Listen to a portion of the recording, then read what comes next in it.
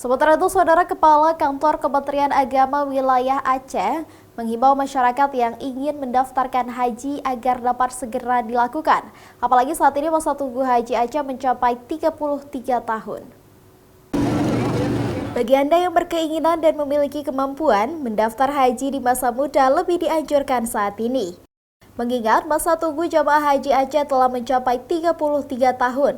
Atau 135.000 calon jamaah yang masih berada dalam masa tunggu pelunasan dan keberangkatan.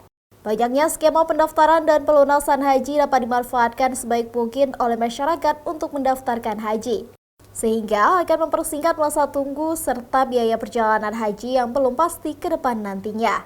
Jadi kan jamaah haji yang sudah mendaftar, yang menunggu istilahnya 135.532 orang per hari ini dengan estimasi YTD 33 tahun. Namun ini kan bisa jadi dalam panggilan nanti misalnya orang tadi lansia, dengan ada pendampingan lebih cepat.